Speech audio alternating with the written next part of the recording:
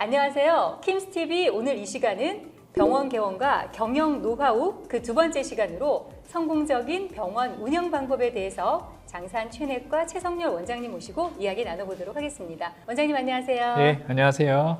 오늘은 그 성공적인 병원 경영 방법에 대해서 네. 여러 가지 이야기를 좀 나눠볼까 합니다. 원장님, 그런데 제가 이 얘기 들었어요. 지방의원은 무조건 잘 된다. 이런 이야기 맞는 말일까요? 그런 얘기 들을 때마다 좀 속상하기도 합니다. 네. 서울 지역이 경쟁이 아주 치열하죠. 그 비수도권 지역도 마찬가지로 치열하기는 마찬가지입니다. 의사들이 지난 편에 말씀드렸지만 너무 넘쳐납니다. 어느 지역을 가나 병원 없는 곳이 없습니다. 그래서 경쟁을 피할 수가 없는데 처음에 개원을 하실 때는 좀 걱정도 많으시고 개원에 대한 좀 두려움이 있으시기 때문에 확실한 성공 자리라고 생각되시는 지역으로 좀 내려가시려는 경우가 좀 많으세요. 근데 해당 지역도 충분한 인프라가 갖춰져 있고 인구가 있어야 또 경제가 형성이 돼야 병원도 잘 되기 때문에 너무 시골은 사실 너무 환자가 없고 경제적으로 또 이렇게 병원을 좀 운영하기에 좀 어려운 지표들이 나오는 경우가 많고요. 도심은 아무래도 이제 경쟁이 심하긴 하지만 그만큼 환자의 수도 많고 큰 경제 규모가 돌아가기 때문에 또 여러 병원들이 충분히 경쟁력만 있다면 살아남을 수 있는 그런 환경이라고 봅니다. 지방에 산다고 해서 무조건 성공하는 것은 절대 아니라고 다시 말씀드리고 싶습니다. 네, 원장님 이런 부분도 좀 많이 궁금해 하실 것 같은데요. 병원을 개원한 후에 어느 정도의 시간이 흐르면 병원이 좀 안정화될 수 있을까요? 처음부터 어려운 질문 자꾸 주시는데 병원마다 당연히 다르겠죠. 하지만 첫 개원 시에 어떻게 좀 우리가 소위 말하는 오픈빨?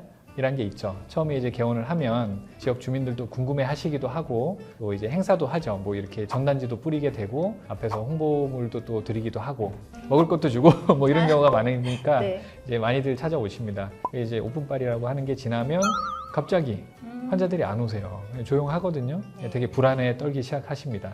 근데 뭐든지 이게 시간이 좀 필요하고 특히 병원은 평판도 좀 퍼져야 되고 입소문도 나야 되기 때문에 뭐 그 사이에 또 광고도 하실 거고 그래서 제가 볼 때는 평균적으로 6개월 차에 많이들 안정화되십니다. 네. 그래서 6개월 때 보통 성패가 좀 갈리는 것 같고 이게 6개월이라는 게 이게 지금 너무너무 시간이 안 가거든요. 이제 6개월 동안 되게 걱정도 많으시고 좀 고민도 많으신데 제가 컨설팅했던 이제 원장님들이 이제 거의 매일 연락이 오세요. 네. 매일 연락, 오늘 몇 명 받습니다. 오늘 몇 명 받습니다. 숫자 너무 연연해 하지 마세요. 한 명 한 명 정성껏 보세요. 말씀을 드리는데 네. 진짜 정성 들여 환자를 보다 보면 특히 환자가 쌓이는 과가 있거든요. 네. 모든 과가 환자가 쌓이지만 특히 내과, 소아과 뭐 이런 과들은 좀 꾸준한 환자들을 이제 풀을 만드는 과들이기 때문에 시간이 필요합니다. 그리고 만약에 6개월째 안정화 안 됐다. 그러면은 제가 좀 개입을 합니다. 진료 시간을 변경하기도 합니다.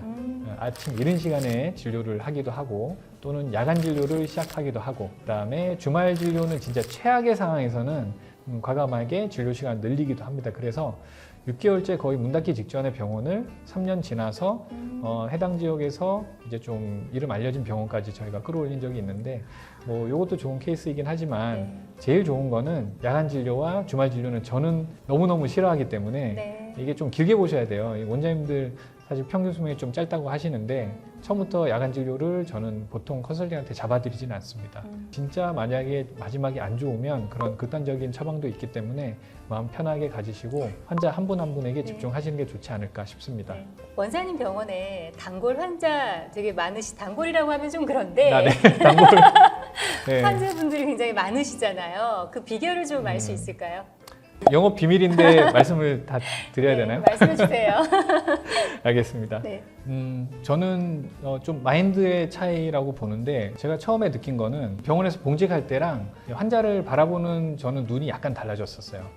봉직할 때는 제가 병원을 한 몇 개 옮겨봤는데 옮길 때마다 이제 환자분들과 헤어지는 게 저는 좀 되게 힘들었거든요. 예, 좀 환자한테 정도 좀 줬었고 이직을 할 때마다 좀 정을 덜 주게 되더라고. 우리가 연애하는 거나 똑같죠. 네. 그래서 이제 내가 다음에 이직을 하게 되면 이분들과 다시 만나지 않겠구나라는 생각을 가지고 약간의 거리를 두고 진료를 받다면 이제 개업을 하고 이제 첫 환자를 딱 만났는데 첫 환자니까 얼마나 애틋하겠어. 첫사랑이지. 다시 첫사랑으로 돌아가셨네요. 그리고 이분이 네. 또 연세 있는 분이 첫 환자로 오셨는데 네. 이분이 진짜 여기에서 이사를 가시지 않거나 뭐 큰일이 생기지 않으면 끝까지 내가 책임을 져야 되는 환자구나 라는 생각으로 보게 되더라고요. 네. 그래서 실제로 진심을 다해서 진료를 보게 됐고, 그 다음에 이제 개원 초기에는 시간이 좀 생각보다 많습니다. 네. 초기에는 들어오시면 못 나가게 문을 닫아요. 문을 거의 닫고 진료 방금. 보는데 예, 보통은 지금은 기계 혈압계로 혈압을 재는데 저는 스킨십을 좀 좋아해요. 그래서 이제 어머니들 오시면 손목에 커프 감아드리고 퍼핑도 제가 직접 하면서 혈압제로 오신 분이 아니면 맥박을 제가 직접 재드리는 이렇게 뭐라고 하죠? 이제 어머니들이 되게 좋아하세요. 이게 병원에 왔는데 맥을 짚어주신다고 엄청 좋아하시더라고요. 네. 그래서 좀 거리감을 좁히고 이 지역에 제가 녹아 들어가는 시간이 어느 정도는 필요합니다. 그리고 이제 환자분들이 이제 점점 늘어가면서 그렇게 할 수 있는 시간적인 여유가 없어지잖아요. 그럴 때는 특이사항 적는 메모란이 따로 있습니다. 빨간 구두, 노란 가방, 30일 전에 출산, 메모창에 그 환자만 알고 있는 또 저만 알 수 있는 어떤 정보들을 적어놔요. 애기 이제 30일 됐는데 2달 되셨네, 잠 못 주무시겠네, 뭐 이런 얘기하면 아이고 그 어떻게 또 기억하고 계시네요. 너무 힘들어요. 그래서 요새 혈압이 올라갔는지 모르겠어요. 뭐 이런 대화를 좀 자연스럽게 이끌어갑니다. 환자분들에게 여기가 내 주치의다, 담당 병원이다 이런 거를 인식을 좀 심어드리고 실제로 또 그렇게 하도록 노력하고 있습니다.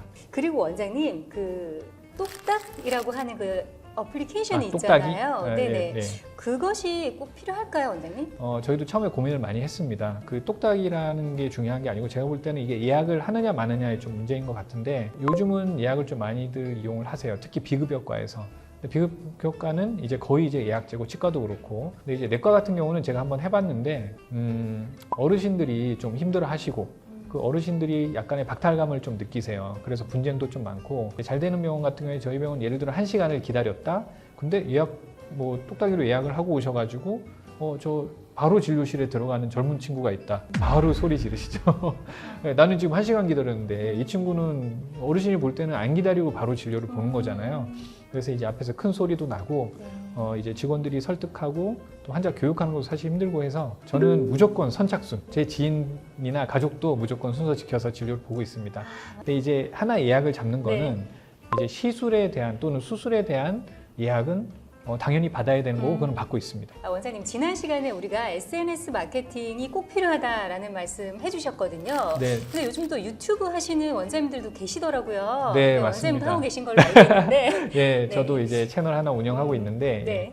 저는 꼭 필요하다고 봅니다. 네. 그게 SNS든 유튜브는 다 필요한데 저는 유튜브를 좀 잘 활용하는 편입니다. 물론 이제 인스타그램도 하고 페이스북도 하고 모든 매체를 이용을 하고 있습니다. 그중에 유튜브를 좀 깊이 하는 이유가 여러 가지 효과가 있어요. 유튜브를 보고 직접적으로 마케팅이 돼서 들어오시는 환자분들도 있고 또 이제 두 번째는 저희 병원에 한번 와보셨잖아요. 네. TV가 좀 많다고 느껴지지 네네, 않으셨어요? TV 굉장히 많았고 네네. 또 거기에 또 원장님 얼굴들이 다 맞습니다. 나오더라고요. 그래서 저희는 이제 고령 환자도 좀 많이 오시고 네. 또 젊은 층의 다이어트 환자도 좀 많이 오시는데 그 두 연령층 다 영상물을 다 좋아하세요. 요즘은 이제 블로그를 보는 시대에서 이제 비디오 세대로 좀 넘어간 것 같습니다. 원내 TV를 통해서 원내 광고를 하는 것도 좀 도움이 되지 않나 싶습니다. 그래서 특히 대기 시간이 긴 병원들은 그 유튜브에 나오는 내용들을 직접 들어오셔서 질문을 많이들 하세요. 나 몰랐는데 야간에 좀 야뇨증이 좀 있고 전립선 비대증이 아닌가? 라고 그 진료를 또 보시는 경우도 있죠. 원래 다른 진료를 보러 오셨다가 저는 영상물을 좀 활용을 하시는 게 원내 광고용으로도 좋고 또 대외적으로도 좋고 여러 가지 좀 도움이 되기도 합니다. 그리고 진료 시간이 저희가 좀 짧잖아요. 고혈압 첫 진단을 받은 환자께 집에서 혈압 좀 재우세요 라고 말씀을 드리면 이게 좀 어렵습니다. 그래서 그때 휴대폰 한번 열어보세요. 이렇게 유튜브에 들어가시면 혈압 재는 방법이 있으니 제가 설명해 주는 것 같잖아요. 제가 영상 나오니까 집에서 이렇게 요 시간대에 측정해 오시면 됩니다. 이거 보시고 잘 해보세요 하면 환자분들이 진료 시간에 사실 뭐 정신이 없으시죠. 잠시 들어와서 간단한 설명을 듣고 집에 가서 실천하기 어려운 부분은 그런 영상들을 보고 진료적인 측면에서도 영상물은 상당히 도움이 되는 것 같습니다. 저는 강추드리고 저희 채널 이름 얘기 드려도 돼요? 얘기해 주세요. 네, 저희 내과 최원장이라는 채널 운영하고 있습니다. 채널 운영한 지 얼마 안 됐는데 좀 이제 의료적인 내용으로 환자의 눈높이에 맞춰서 하고 있으니까 한 번씩 들어오셔서 봐주시면 구독, 좋아요, 알람 설정 부탁드려요. 부탁드립니다. 댓글까지 부탁드려요. 네. 아, 부끄러워 왜 이렇게.